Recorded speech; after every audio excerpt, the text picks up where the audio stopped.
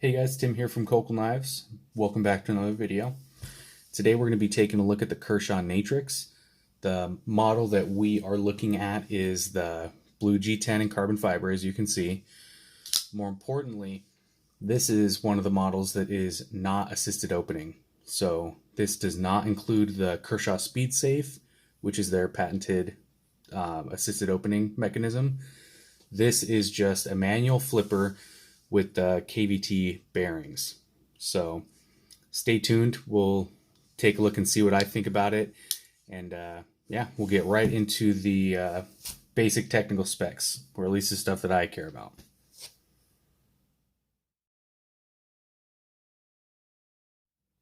All right, guys, so your basic technical specs here. Blade steel is 8CR13 MOV. See that on the blade there.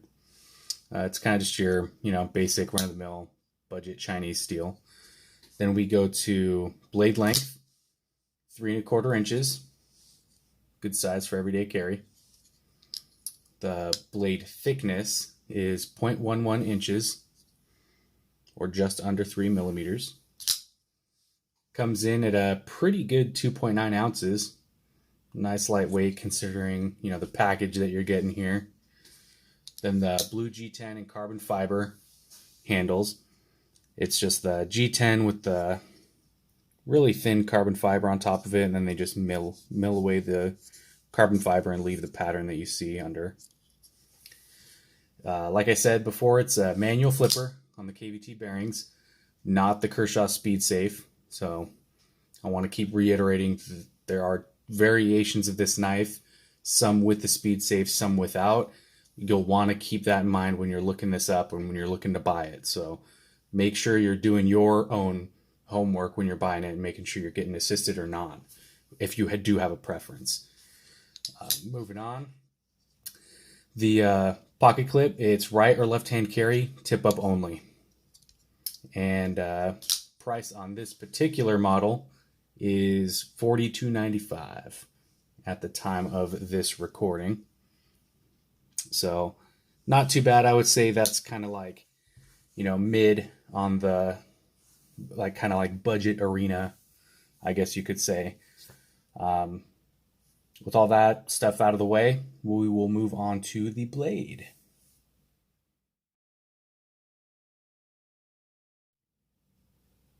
All right, guys. So we're taking a look at the blade. Like I said, first things first, it is 8CR13 MOV. I know some of you guys probably aren't going to like that, but it is what it is. It's what Kershaw and a lot of other companies use for their more budget-friendly knives. And at this price point, I would kind of consider this like a budget-friendly knife. Honestly, the steel is not horrible. I mean, yeah, if you're used to something like S35 VN or, even S30V, it's obviously not going to perform. But for something that's like a daily beater, it'll do the job, and it's easy enough to sharpen. So for most of the type of people that are going to be buying this knife, it'll be good. So you can get a little practice sharpening, or, if you do use it every day, it's easy to just, throw it on the strop, realign the edge, and get it back to working shape. Next, we'll talk about the design. This is like the blade shape, kind of like a classic Ken Onion design. So it's almost like a Warren Cliffy here. And it almost looks like you get the curve up and then it straightens out towards the tip here. Not a huge fan of that blade shape, to be completely honest. It does work well and it's pretty functional, but as far as the looks, it just doesn't get me going too much, honestly. You get like a little fuller here, or like a blood groove. It's pretty much just for looks. Kind of looks cool up here when you see it come through towards the spine of the blade. I can't imagine that does literally any weight reduction at all, other than just looks. You can't use that as like a opening mechanism with your thumb. So yeah, just for looks. You do get your sharpening choil here. So more than likely, bump my camera. More than likely, if your edge is not totally, sharpened back all the way, at least you can get to working on that. So nice touch there. Jimping on the top is not bad, and it's in the right spot. So that's a, pretty good. You get a good grip on it. It does add. It's not just something they threw on there and it doesn't work. So there's the blade. Like I said, not a huge fan on the design, but I guess it kind of works with the rest of the design of the whole handle and everything. Bringing that up, that is going to be the next thing we go over. So let's talk about the handle.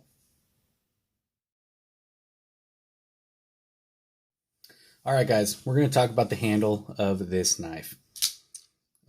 For me, the handle is where this knife gets a lot of its bonus points. A lot. In fact, I would say, for me personally, it makes up for me not liking the blade shape as much. First thing is the obvious, the G10 and carbon fiber. Carbon fiber looks great. G10 also looks good. It's machined smooth, so there's not like really any texture to it. The color is pretty cool. I do like the whole, blue carbon fiber color scheme going on. Looks nice.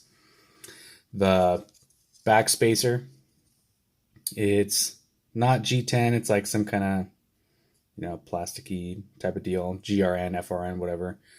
You get the little spaces in it. Nice little design touch. I do like that. It's not like a floating back spacer, but kind of gives you some like visual, kind of like it is. Ergonomics, it fits the hand well. It's not anything to write home about, but it's usable. You get a whole hand grip on the knife, and everything seems to fall into the right place. Your thumb naturally wants to sit on the thumb ramp. Everything else kind of, it's just there. It's nothing crazy, but it's not bad. There's definitely worse. Pivot, big and fancy. I kind of like it. It's not over the top, but it does add some style to the knife. I do think it's weird when, pivot and body screws all look really similar. So nice big pivot.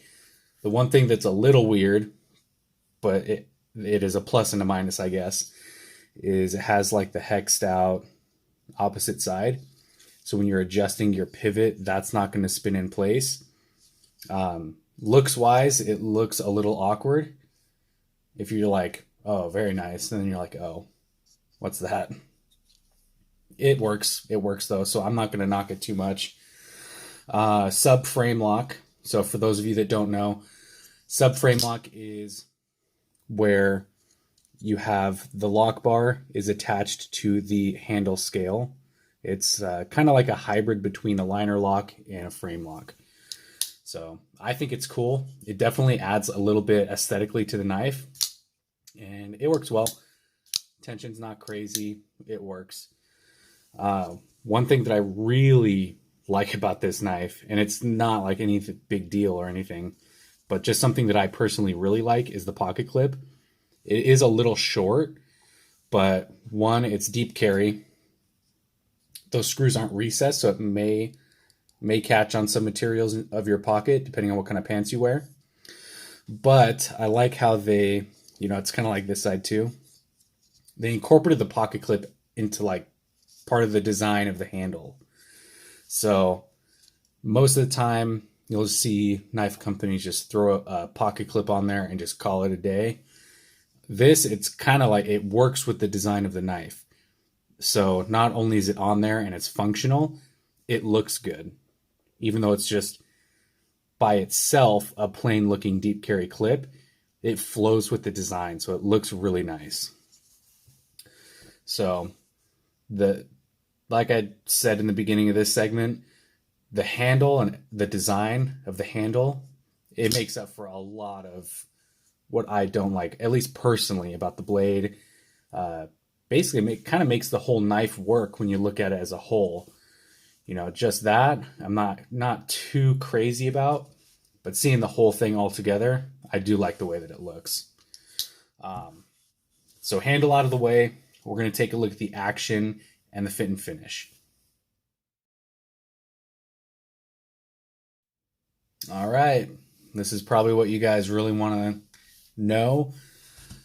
Action and fit and finish. This should be a scary part of the video for low end or most Kershaw knives. In this case, it's not bad though. It is good actually. The removal of the SpeedSafe is not a bad thing. It runs on the KVT bearings. It is smooth and it flips. The detent I wouldn't say is out of this world, but it's there and it flips, and it flips pretty well. The positioning of the flipper tab coupled with the jimping on here, that's not super aggressive, but it grips your hand. So the grip on the flipper tab arguably is better than the jimping on this thumb ramp here. So you really get a good flip on the tab, and it helps just launch the blade out. So actual flipping action, super pleased with it. You don't have to make any special care or attention to flip the blade, and it just goes. Even if you have like a subpar flip, it'll still lock up the blade, and it's no problem. You could light switch it, just come down, or you could load it up and push button it. Either way, it works just as well. Fit and finish, just overall, seems to be pretty good. So the way everything is machined out, it looks nice. There's no like uneven parts in the G10 as far as the machining goes. The blade is centered and no blade play. No blade play side to side or up and down. To me, that's a huge win, especially for Kershaw, for any knife under the $50 category. If you can get that right, you're already, in the black in my book. That's a plus, huge plus. So overall quality is there. The build quality is nice, and it still flips. So even with having a centered blade and no play, you might think, oh, maybe it's tightened up too much, it can't flip. It still performs, still flips nice. So all that considered, I'm pretty surprised for a Kershaw knife. Not doing too bad in this case. Now after this, we're just going to go over miscellaneous and overall comments, and then we'll shut her down and call it good.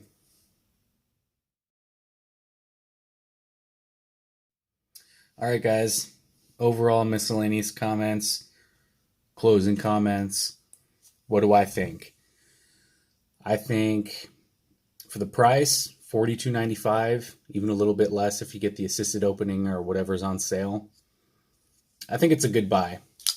As far as a knife goes, it's a good buy. Looks good, flips well.